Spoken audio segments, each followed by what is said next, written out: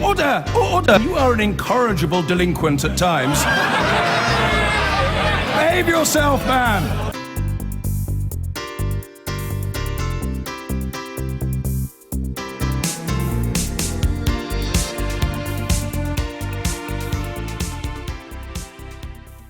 For 30 years to see it go to a stranger from God knows where. Welcome to Downton.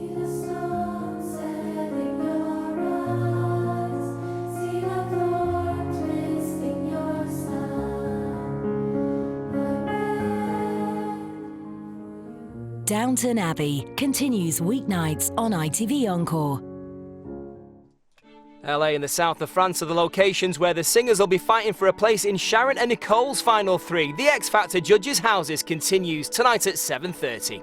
But now on ITV, Peston on Sunday. A bridge in Birmingham symbolising Britain's glorious industrial past and our shopping-obsessed present. It can only be a Peston on Sunday Tory Brexit special. Woohoo!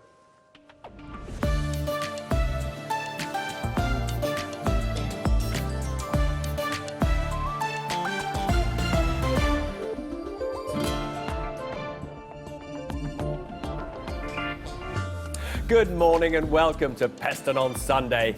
Coming up, all the excitement of 50 Shades of Grayling. The Transport Secretary on whether the Prime Minister is bottling it on Brexit. The chaos that mullered the Remain campaign. The Inside's Treasurer, Roland Rudd, tells us what David Cameron really got wrong. Fox under pressure, no, not Liam this time. Our greatest explorer, Sir Ranulph Fiennes, tells me Theresa May should drop the vote to end the fox hunting ban. And what's funny about Theresa May? Well, impressionist Jan Ravens puts on the Prime Minister's famous kitten heels. And in my naughty corner for not showing quite enough brainwashed loyalty to their respective party leaders, it's Labour's Jess Phillips and the former Tory minister Anna Soubry. Hello and welcome to a bit of history in Birmingham. Her first Tory conference speech since her non-election as Prime Minister. She'll announce there'll be a law to take us out of the EU. I didn't see that one coming. But she'll keep all those European laws and rules, which doesn't sound all that Brexity, does it? Meanwhile, she seems to be ignoring her Trade Minister Liam Fox, who said it's all over for totally costless trade with the EU. But that's okay, because since emerging from Labour's conference as its beloved leader, he seems impervious to Tory Brexit mayhem. No signs of mayhem here, are there, Allegra? Not quite mayhem, but there is breaking news this morning. Theresa May has told us on the Andrew Marr programme that she's going to trigger Article 50 by March of next year. We sort of expected that date, but hearing it makes it all the more real. She also talks about the Great Repeal Act, which is everywhere in the Sunday papers. Just very quickly, I want to show you a tweet from Full Fact, my favourite fact checkers. They're saying, hardly needs to be said, the Article 50 announcement is far more significant than the Great Repeal Bill. Now, on that bill, let's have a look at the Sunday papers. So, they all have, I'm afraid to say, the same exclusive, not making it very exclusive at all. It's this bill. It's here on the Sunday Times, it's also on the front of the Sunday Telegraph, and it's all over the place. This is the bill that begins the process of getting rid of all EU law. The problem is going to be how she's going about doing it. She's proposing to bring over all EU law, making it British, and then in the years ahead we chip away at what we don't want. Now, Robert broke this story at dinner last night, and here's some of the, not while he was having dinner, before, here's some of the reaction he had on Facebook. There was a split opinion, and indeed there is a split opinion. So Stephen Miller said, well, it was all she could do, isn't it? She couldn't do it overnight. Anyone would have to do this. This is a non-announcement, and lots of commentators agree with him. And then here we have Ben Hubbard, who disagrees, is a bit upset about it, actually, because the idea of bringing all that EU law over means, in his view, in other words, Brexit doesn't mean Brexit. Now, away from the nitty-gritty of Brexit, let's look at the big picture for a second. This time a year ago, George Osborne, the Chancellor, would have been in his hotel room fretting over the details of his conference speech. Now, he's not even at conference, and indeed, we know last night he was at home watching the TV. How do we know that? Because look, here he is on Twitter, watching Strictly, saying, "Come on, Ed, balls." These men dominated British politics for more than a decade. How have things changed, Robert? Well, in a minute, I will be asking Chris Grayling, the Transport Secretary, whether Theresa May has just said that Brexit does mean Brexit or something else entirely. But first, I'm delighted to be joined by Labour's Jess Phillips and Conservative Anna Soubry. Anna, if I could just ask you, first of all, this is going to be Theresa May's first conference as our Prime Minister, or as your leader. Sure. How do you think delegates will take to her? Will there be rapture? Yeah, I think there's bound to be, because when you have a new leader, obviously, you are going to be delighted that we have moved on in the way that we have. I mean, forgive me, but, you know, we haven't messed about. We've got a new leader. She's undoubtedly a very firm, competent pair of hands, which is exactly what we needed, and we put in that stability. So, of course, I mean, she will get a wonderful reception. Firm and competent. I'm not sure that's the most effusive thing anybody's ever said about her. Oh, no, she is absolutely competent. And what we needed was a good, firm pair of hands on the tiller. Because at that time, remember, back in July, you know, we were in very, very, very choppy seas. Things calmed down, and I think that was mainly because of her being made leader in the circumstances, getting on with it, put that stability in. And there was other things that were done, of course. I mean, the Bank of England, what George did as well to stabilise the markets was important. But then moving on with that certainty of a competent Prime Minister. But you didn't give her much of an ovation last year, though, did you? Oh, no, I don't agree with Theresa on immigration. And I've always said that. I absolutely supported her for leader. I came out very strongly in favour of her being our new Prime Minister. I don't agree with her on immigration, but then I accept that I do have small L liberal views on immigration. What I would now want to do is to make that positive case for immigration, so we have a proper debate, because we have not had a proper debate about the positive benefits of migrant workers and immigration to this country, in fact, for centuries, not just in recent times. Just there was rapture for your leader, Jeremy Corbyn, last week, but you don't feel that rapture, do you? I don't know that I feel that much rapture about anyone, to be perfectly honest, but no, I don't feel particularly rapturous. Your husband, surely. What about your children? I mean, I tolerate most people, but yeah. But you don't, I mean, it was rapturous, and his result was rapturous, and so that's what I have to live with, isn't it? So it's time for me to just get behind Jeremy Corbyn, I suppose, for want of a thing that people say to me on Twitter all the time. Now, it's 100 days since we voted to leave the EU, and the clamour has grown for the government to tell us what Brexit would look like. But answer came then none. This morning, as the Tory faithful gather in Birmingham, we still don't expect to be told what Brexit means, but we do know more about the timetable and the extrication process. A bill will go before Parliament this spring to repeal the 1972 European Communities Act, which legalised our membership of the EU. But it won't actually come into force until we leave. Theresa May also told the Andrew Marr Show that Article 50 would be invoked by March of next year, starting the 2-year process of renegotiation to agree the terms of our departure. As you know, I've been saying that we wouldn't trigger it before the end of this year, yes, so that we get some preparation in place. But yes, I mean, I will be saying in my speech today that we will trigger before the end of March next year. The remaining members of the EU have to decide what the process of negotiation is. I hope, and I'll be saying to them, that now that they know what our timing is going to be, it's not an exact date, but they know it'll be in the first quarter of next year, that we'll be able to have some preparatory work so that once the trigger comes, we have a smoother process of negotiation.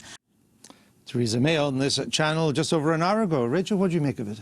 Well, exactly as you said, we know more about when, but we still don't know what Brexit's going to be. So we don't know how the relationship with the EU is going to work out. We don't know what the Prime Minister's negotiating position is. We still haven't resolved any of this balance between access to the single market and free movement of people. All the substance. All the substance. So, I mean, this is a significant announcement, but actually we still don't know anything really big about what our lives are going to be like differently in future. Is there a risk for the Prime Minister in this? Is there a risk putting this before Parliament to repeal the 1972 Communities Act? Undoubtedly. Anything you put before the House of Commons, and indeed the House of Lords, where there's absolutely no Tory majority, let alone a Brexit majority, risks getting amended, including anything you could possibly want to try and water down Brexit, soften it, whatever it is. So she runs that risk. There is also a risk, it has to be said, on the other side of not saying all this, not having a great repeal, which is, as you described, actually a great unrepeal act, for nothing is being repealed, of course. We're now elongating the process. But she really did need to throw certainly the Tory right, the Brexiteers, some red meat today, and, you know, they've certainly got it this morning. I mean, I suppose that there is always the potential of a constitutional crisis over this now. If, for example, the Lords were to dig in over this, or even to dig in over Article 50, demanding a vote on that, the lawyers are arguing about whether you need that or not, it may not be all plain sailing when you have a majority of 12. Oh, it's definitely not going to be plain sailing with a majority of 12, and the scope for constitutional crises are many. Clashes with the Lords, clashes with the Commons, Scotland is still there in the background, I think, as a significant Scotland is dimension always to there. this. Scotland is always there, and will always be there, but perhaps in a different context. But I don't think this will be the trigger for a constitutional crisis. No. I mean, what they've done today is, you've got to admire the elegant choreography. I mean, I was told ages ago she knew she couldn't carry on saying Brexit means Brexit. There would have to be new lines at this conference. And this is beautiful, because we kind of knew Article 50 was going to be triggered early in the year. I think next year. I think David Davis has even kind of said this It was publicly. a fair bet it was going to be before Easter, And I we think. also knew, when you think about it, they couldn't spend the next 2 years negotiating Brexit and refocusing the entire legislative programme to spend the next 2 years rejigging all the mountain of legislation that we're affected with. So they've turned a kind of logistical, unavoidable inevitability into a sense of momentum here this weekend. Very clever presentation, but there are going to be huge crises to come over all of this. But picking off the 72 Act, putting all that now into British law legislation rather than dependent on Europe, that's what the the Brexiteers wanted. To that extent, she has thrown them a bit of red meat today.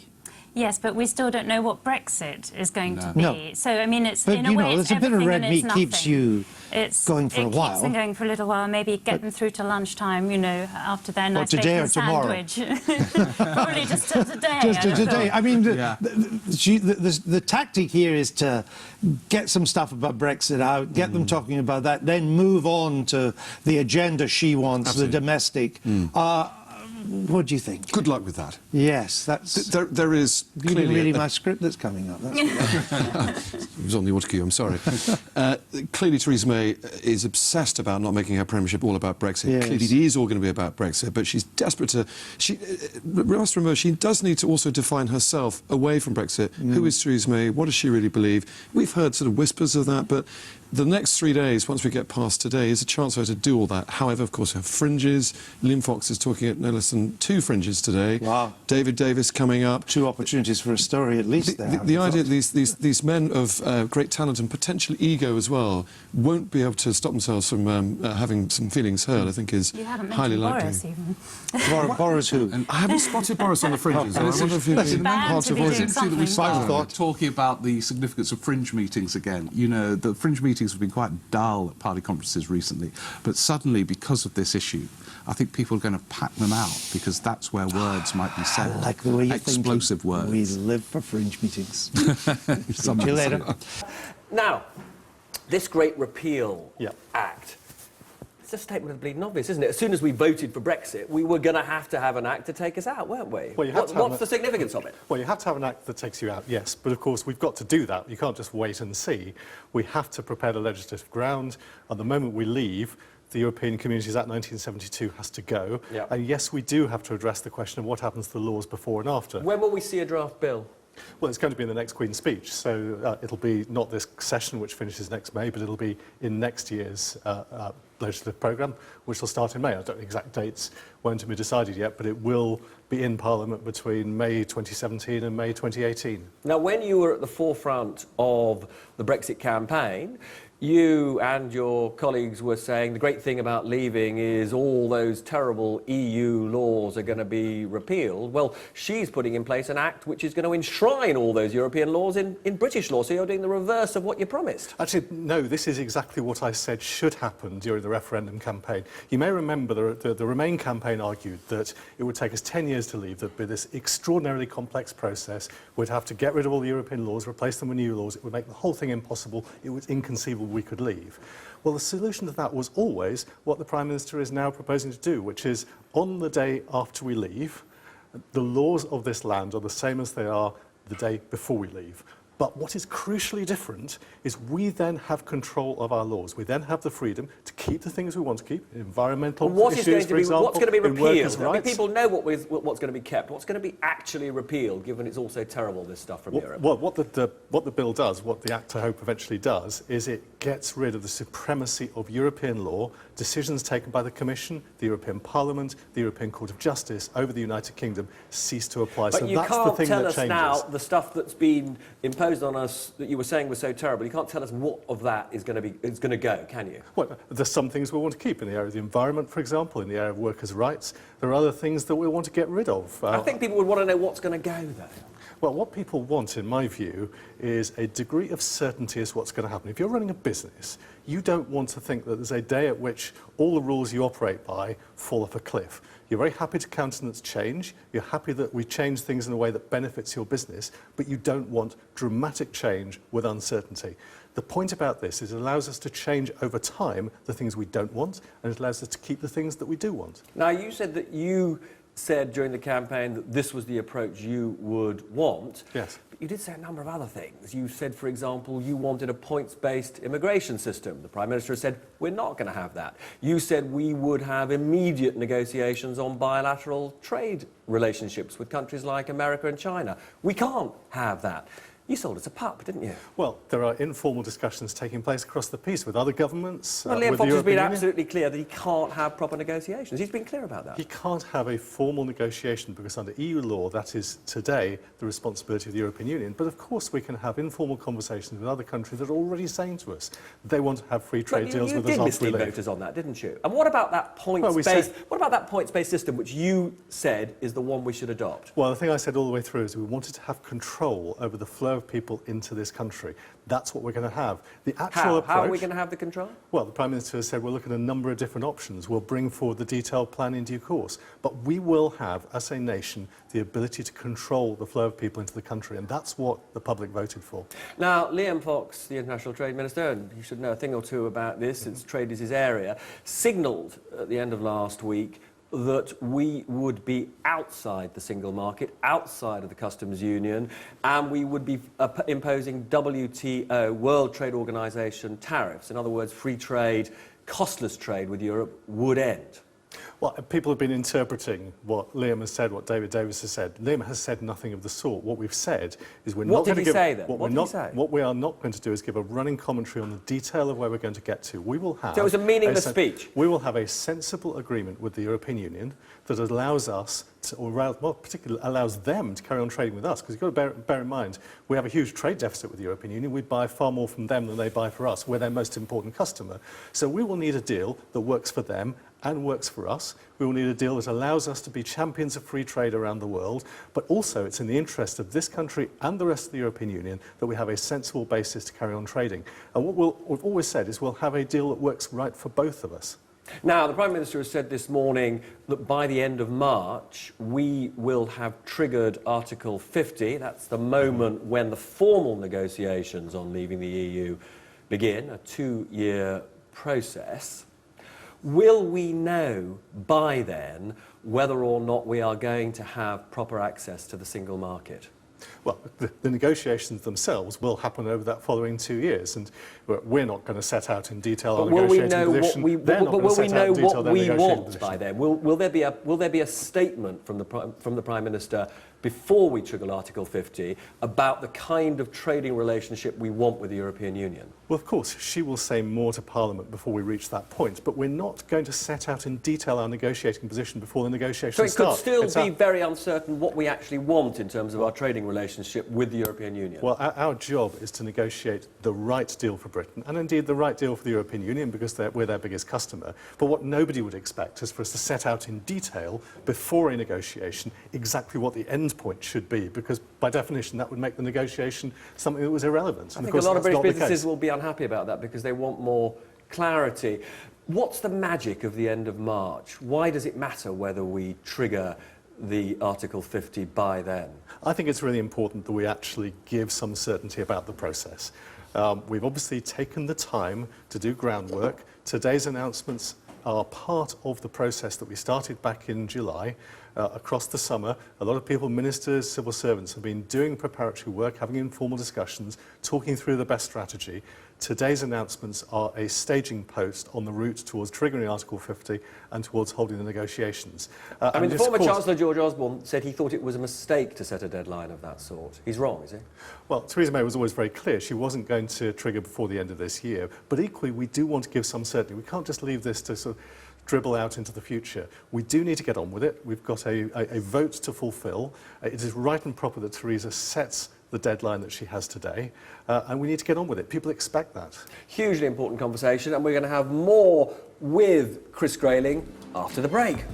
So welcome back to Peston on Sunday. I'm delighted to say Chris Grayling was unable to find a seat on a Virgin train out of here and is still with us. But first, Allegra and Mini Screeny. So there's lots of chatter out there about this Great Repeal Bill and what will be repealed, and this tweet speaks for many when it says that Chris Grayling didn't tell you, Robert, which EU law that the government would be repealing, and that speaks for lots of people out there. But look, the key metric of our times is how Brexity are you. We're all either hard or soft. Now, we thought we'd make you a scale. The hardest nut of them all, I think, is Liam Fox. He goes on the end here at this hard end. That's pretty much because he gives the impression he's not that bothered by what kind of free trade agreement we get with the EU at the end. We could just walk out and get tariffs in the WTO. Then I've put Boris Johnson a bit softer and fluffier and further in because he does sort of worry about those things, though of course he's still at the hard end of the spectrum. Now, let's put in the middle the Chancellor. He really doesn't want to be doing this at all. Just 2 months ago on this programme, he said he wanted full access to the single market. Now, particularly what he's pushing for is for the city to get special access. Now, at this other end, we have our friends today, very soft and fluffy Brexiteers, giggling over there, Anna Soubry and Jess Phillips. I found it quite tricky to work out who was softer than the other, and I think, actually, we heard just earlier, and I can hear them chatting right now, just earlier we heard Anna Soubry saying, I think she said, we need to have a positive debate about immigration. I think Jess Phillips is a bit harder on immigration, so that's why we've put her further in. Now, we did do a poll on Twitter yesterday, and we had a bumper crop of respondents. 3,500 of you replied. Perhaps unsurprisingly, you are very soft and squishy. Lots of you said this is where you are. But second, it was a distant second, but second was way up here, hard as nails. Anyway, so the big question is, where is our current guest? I have put him, I have put Chris Grayling up here. Am I wrong? How hard are you then, Chris? The idea of hard Brexit and soft Brexit, I think, has become a bit of a cliche. The truth is, it's what we argued during the referendum campaign, that some people were saying, do you want to be Norway, do you want to be Switzerland, do you want to be Canada? The truth is, we want to be Britain. The final deal will be what is right for Britain. It'll be a deal that is right for both parties. And we're different to the others because we're the world's 5th biggest economy. We're 16% of their exports. We buy 1 in 5 of the cars that German car companies make. We buy a huge proportion of the output of French farmers. So it's in everybody's interest that we do our own specific deal. So but hang on a second, we've currently got, Nissan saying there's a real risk of investment going to the continent. That's frankly in the rest of the EU's interest to get that investment out of Britain. So that is an incentive for them to be really tough with us. Well, but bear in mind that, and I was in Germany last week visiting BMW, we are one of their, if not their biggest customer. So this is a two-way process. It's about their access to the UK as well as the other way around. How split is the Cabinet on this? I mean, we know that Philip Hammond is deeply worried about the impact of the city of leaving the EU. We know that Damien Green has a long history of being very much in favour of the EU. This is going to be, I mean, it's almost impossible to reach a consensus by the end of March, isn't it? Well, look, I mean, we are a country that voted 52-48 to leave, so of course the government has to be mindful of the 48 as well as accepting the view of the 52. So we have to do this carefully. Can the Cabinet come to a settled position on this? Oh, I've no doubt. The Cabinet is united of the view we have to deliver what the British public asked us to do. We will ourselves debate and discuss what we think the best position for the United Kingdom is. We'll seek to achieve that in a negotiation. It's very much a two-way process because it's in their interest to do a good deal with us as well. Now, I've got to talk to you as Transport Secretary about an issue almost as contentious as Brexit, which is the third runway. It's going to be Heathrow, isn't it? There's lots of speculation at the moment. What I would say is that there are 3 schemes on the table for us to consider. They're all, in their own way, very impressive. It's an interesting and challenging decision for the government. But what we will do is take what we believe is the right decision for the country. David's report unambiguous that Heathrow is the right option. We've just seen this survey of MPs carried out by Patrick McLaughlin, which shows you can get it through Parliament. It's going to be Heathrow. We have a duty, I think, to the country to look very carefully at all 3 options to work out what is best for the United Kingdom. Well, we're going to take the decision in the not-too-distant future.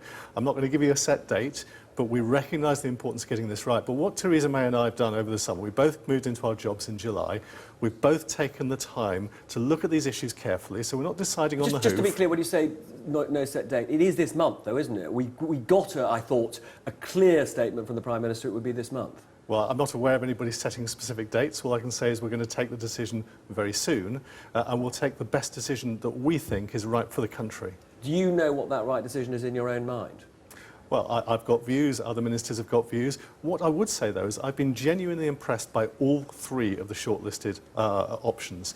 They've all been thought through very carefully. They're all very attractive in their own ways. So we've got an interesting and challenging decision to take about which one is best in the interest of the United Kingdom. And that's what we'll work hard to make sure that we do. Does sound like Heathrow to me, but on an issue of how you get it through Parliament, Jeremy Corbyn has signalled he's prepared to give his MPs a free vote.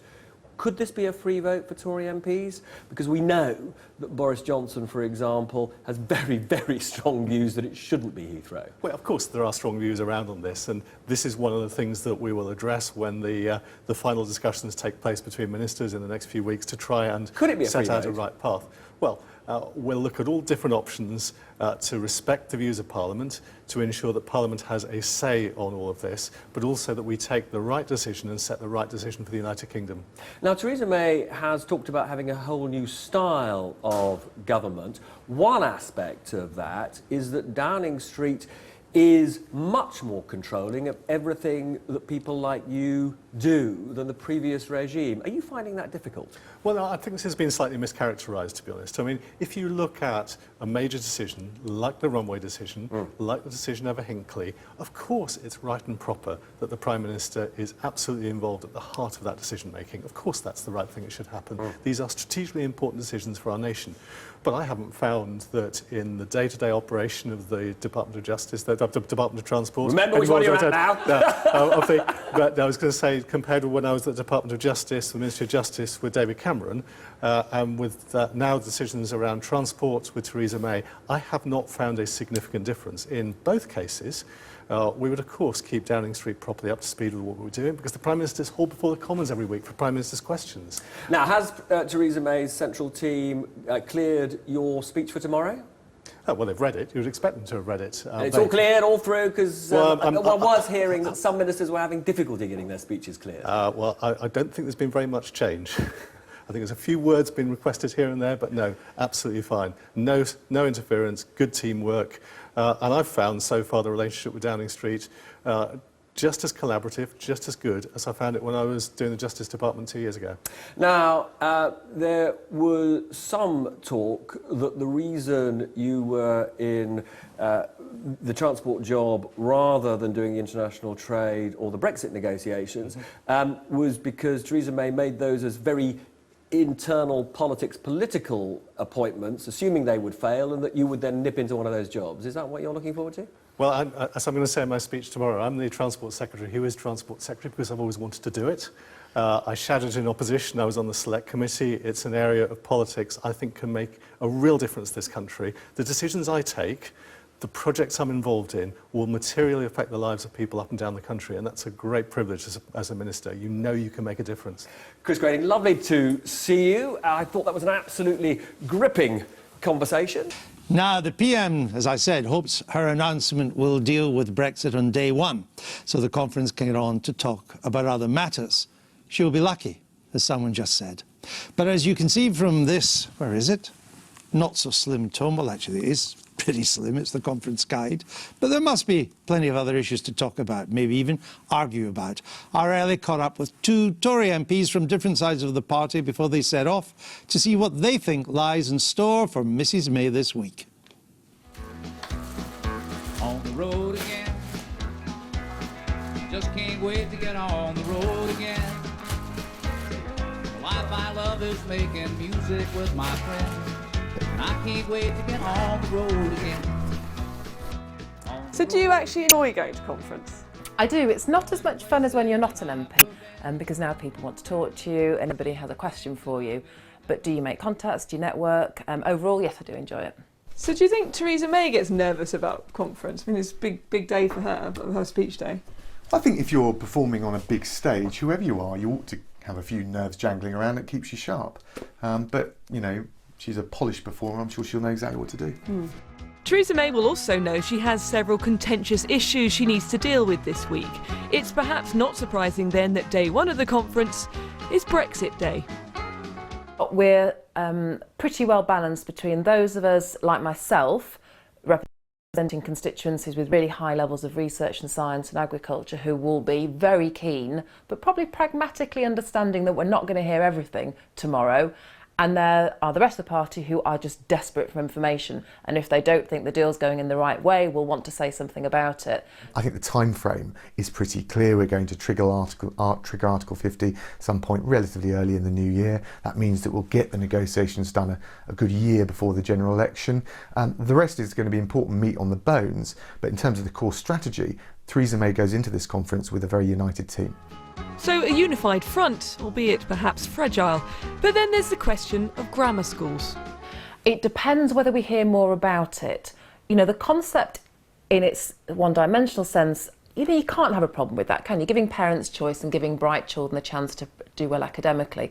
But for me, and for many of us, it has to be a package of educational reform. I mean, our teachers are pretty stressed and overworked as it is at the moment, so I'm not actually sure this is the right time. I'd rather see emphasis being put on fairer funding. Constituencies like mine have been underfunded for decades. If you go into politics and government scared of your own shadow, unprepared to do anything bold or brave, then you'll never achieve anything. So I think there's no risk-free options. And of course there are people who have different views on grammar schools, and it's a totemic political issue as well. But I think if you read the Green Paper, Prime Minister has set out a very sensible, carefully calibrated approach, not just to grammar schools, but the wider social mobility agenda.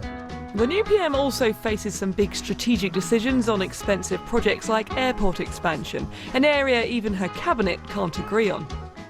Well, with all these big infrastructure projects, HS2, Heathrow, the issues around fracking, nuclear as well, I think we've got to take the right decisions for the country, make sure Britain is competitive for the 21st century.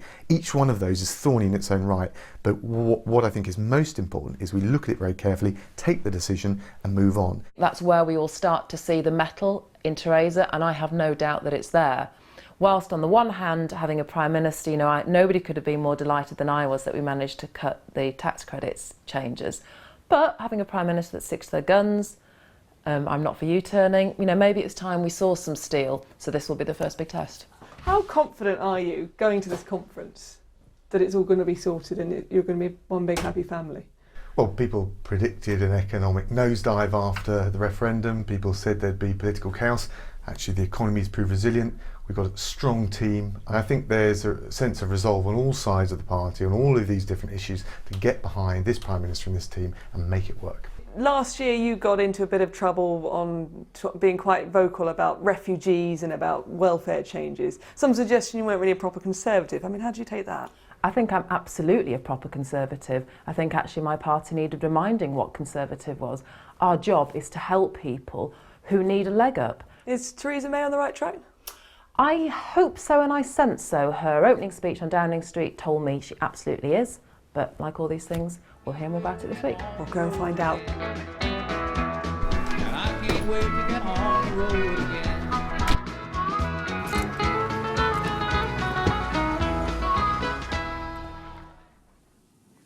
And we're joined now by the Transport Secretary. He was a leading Leave campaigner, Chris Grayling. Welcome back to the programme. The Great Repeal Act. What exactly does it repeal? Well, it repeals the 1972 European Communities Act. It means that the European Court of Justice no longer has sway in the United Kingdom. It means that the European Commission and the European Parliament no longer make laws for us. As of today, in our legal system, European law is supreme over UK law. The Great Repeal Act repeals that. Well, except that what it does is it consolidates all existing European Union legislation into British law. So it'd be more accurate to call it the Great Consolidation Act. Well, no, because if you remember, Andrew, this is what I argued for during the Leave campaign. One of the things the Remain campaign said is you can't do it, it'll take years, we've got to redo all our legislation, it'll all be a disaster, can't be done. And my response then was what it is now. The best way to do this is to consolidate the existing legislation, much of which we want to keep. The environmental measures, there'll be elements of that we want to keep. The workers' rights measures, there'll be some of that we want to keep. So what we want to do is to make sure that we can give certainty before the event and after the event for workers, for businesses, about what the legal position will be. And then over time, we have the freedom outside the European Union, free from the control of the European Court, to change our legal system in the way that we want. But it does mean we would leave the EU with all this EU law still part of British law. Now, what would you wish to change in the aftermath? Well, there's a whole variety of different things we'd be looking at to change. But things like, for example, if you want a practical one, I think it's unlikely that after we've left the European Union that we'll still be paying child benefits to children who've never even entered the United Kingdom. That's the kind of thing we will be free to change after we've left. Well, but of course, there's much of what we'll want to keep. I mean, the environmental measures. Not all that's been done in the European Union over 40 years has been bad for Britain. Not all of the things that we've put into our law we will want to change. How long will it take to unpick all this after we leave? Well, it'll be down to the government to decide what its priorities are, 10 years? what bits it wants to change, what bits it doesn't want to change. Well, it'll take us as long as we choose to take it. But what's right and proper is that on the day after there is a degree of certainty for business. It would not be fair to a company that's operating under a set of rules for there to be a cliff edge where they don't know what's going to happen the day after. So let's make this an evolution, not a revolution, when it comes to the laws of the land in this country. But a lot of things that you may have to agree to in the negotiations will mean that it will have to remain law even after we leave. Well, it's clearly the case, Andrew, that if a business in this country is continuing to sell a product in the European Union, it will have to meet the standards of the European Union to do that, and so therefore those rules will apply. But that's the same today if we're selling to the United States. The rules of the United States would apply to a business that's planning to sell a product there. What happens if you lose this vote? Well, I think it's inconceivable that Parliament could look at the view of the British public and just ignore it. So I think we've got a clear mandate. Bear in mind that Parliament agreed overwhelmingly for the referendum to take place in the first place. The people have spoken, they've given us a mandate. I'm absolutely certain Parliament will fulfil that mandate. What would happen? You have a majority of only 12. There was a majority for Remain in the Commons. I understand there's like a 6-to-1 majority for Remain in the Lords, and this will have to go through the Lords as well. If the Parliament does not seamlessly agree for what you're calling the Great Repeal Act, what would happen? Well, I believe that both houses of Parliament are full of Democrats, and those Democrats will respect the will of the people. So I think you're talking about hypotheticals, of course. Yeah, but you could be faced with a constitutional crisis if Parliament thwarts you, could you not? Well, we've taken the decision to leave the European Union. Parliament's voted for the referendum. The people have spoken. It's inconceivable that Parliament would not somehow allow that process to go forward. If the inconceivable happened, you'd have to call an election, wouldn't you? Well, I think if inconceivable is probably a bit of a stretch, really. Well, except that you say it's inconceivable. There are plenty of voices, particularly in the Lords, will use this to attempt to thwart you. You know that. Well, it's not a question of thwarting us, it's a question of saying to the British public, we accept your verdict and we will implement it, and that's what we're doing. And I don't believe any Democrat in Parliament would somehow turn around and say, we should not fulfil that. Of course, there may be some dissenting voices, but the overwhelming number of members of Parliament and peers will view this as a democratic mandate that we have to fulfil. You're a former leader of the House. Has your party done soundings in the Commons to make sure that you can get this through? Well, of course, I've not been Leader of the House really since the referendum, so I've not been involved in that discussion. But Parliament will reflect and respond to the will of the people. That's the way our country works. Well, that's what you hope. We shall see at the time. On the timetable now that we know that the Article 50 will be triggered, say, by the end of March, the Prime Minister telling us that this morning, which means on that timetable we're out by Easter of 2019. Can you confirm this morning that means then that those British members of the European Parliament who are currently in Strasbourg, that's the final? There will be no more British MEPs after this? Well, if we've left by the end of the two-year period, I mean, it is technically possible to extend it, though I don't think anybody will want to. Of course, at the end of that period, our MEPs cease to be MEPs, and so there wouldn't be MEPs after that point in 2019. Let me look. We still don't know about the substance of Brexit, but let me just try and get a few things clear. For Brexit to mean Brexit, Mrs May's famous phrase, which is basically just a tautology, it would mean the freedom to do our own trade laws, our own trade agreements. Do you agree with that? Well, we've been very clear in saying we want to forge new trading ties around the world. Right. So it would mean the ability to do that, our own agreements. But where you're leading me, Andrew, is to ask me questions about the specific legal structures. No, bear with me. Just a simple answer would do. Brexit, to mean Brexit, means we do our own free trade deals, correct? That's correct. For Brexit to mean Brexit, it would mean we were no longer subject to the rulings of the European Court of Justice. That's also correct, yes. And for Brexit to mean Brexit, it would mean that we would have whatever control we desired over immigration from the EU. Well, we've been very clear, and the Prime Minister has been very clear, that we have to have control over the flow of people into the country. Right. So, any one of these things counts us out from being a member of the single market. So can we agree this morning that all three together means there is no way we can remain a member of the single market? Well, first of all, there is no such thing as a member of the single market.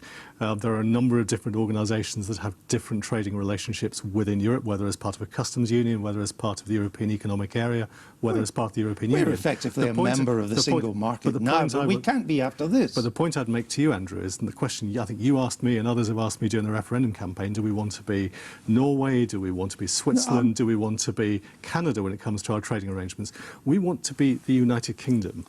We are the biggest customer of German car makers, French farmers. I know that. I don't want to refight the referendum again. I'm just trying for you, because it just seems plain as black or as white, that if you want all of that, we cannot be a member. We can have access to the single market on terms yet to be agreed. We'll have a relationship.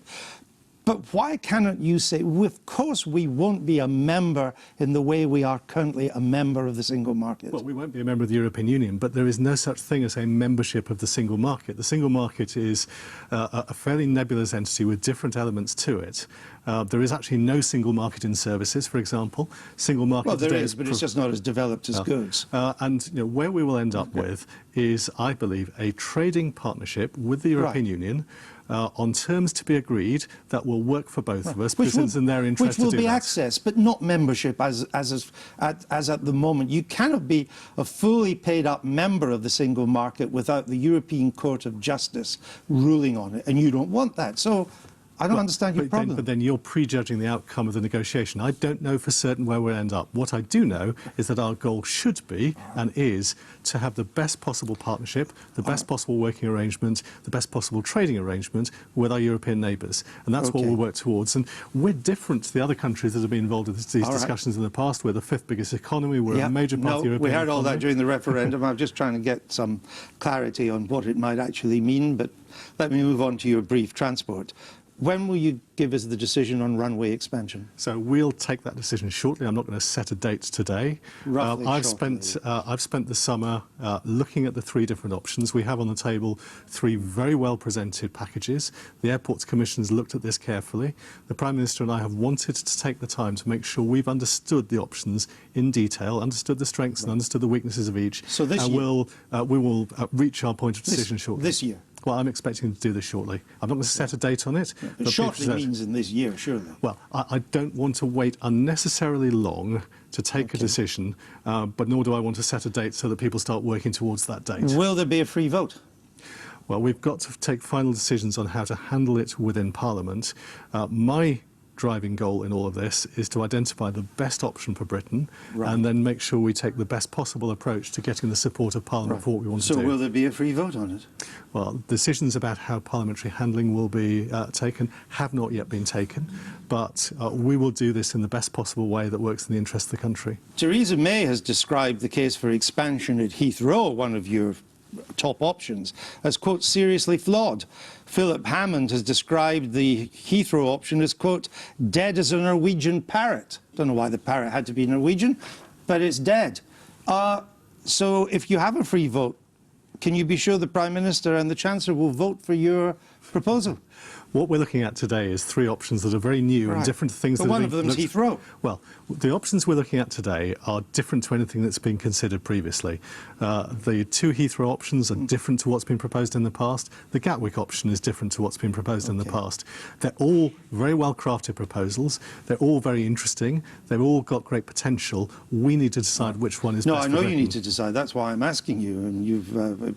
governments of all persuasions have taken a long time. Let me move on. HS2, the high-speed train. Can you state categorically this morning it will go ahead? HS2 is due to start construction in the spring. It's got to finish its passage. The hybrid bill has to continue its passage through the House of Lords. I hope that'll be done around the end of the year. And then the plan is construction will start in the spring. You support it 100%? I do. When does it arrive? When does the first train arrive here in Birmingham? Well, the timetable is for the middle of the next decade, around 2026, so when the first trains will arrive. And of course, the point to make about HS2... No. Will it be 2026? Will it be on time and on budget? Because the select committee of MPs on this said it's unlikely to be on time and will almost certainly be over budget. Well, I am absolutely clear that I expect it to be delivered on time and on budget. When we set out in the spring detailed construction plans, when we start work on the route itself... What's the latest estimate of cost? Latest estimate of cost for the entire project or Phase 1? Phase 1. Well, Phase 1, the core cost is about £14 billion, and then there's contingency on top of that. Well, how much? Well, there's set Treasury rules. So it's going to be at least 14 billion. Well, 14 billion is the core construction cost, but of course we've rightly and properly like set aside some contingency. But you always do in every project. That's not something new to this one. If you really believed in the Northern Powerhouse, would this money not be better spent, instead of making it quicker to come to Birmingham from London, which I can already do in under 90 minutes, and it's a rather pleasant 90 minutes, would it not be more sense to spend this money on state-of-the-art road and rail links between east and west, Lancashire and Yorkshire? That would be a proper Northern Powerhouse. Well, my view is we need to do both. That's why we're electrifying the Transpennine route. And the whole point about HS2, people tend to look at this as being a speed project. It's not. It's about capacity. How do we, for example, get more freight off the roads and onto rail? We can't do that unless we create more space. And by taking the fast trains off the West Coast Main Line, which is already a busy route for freight and suburban services and express services, putting the fast trains onto the new route, you create more capacity for freight trains, more capacity for trains to places like Milton Keynes, Northampton, Coventry. So it's about making sure we've got a transport system that can cope with the demands of the 21st century. All right. Chris Grayling, thanks for being with us. You're welcome. I've been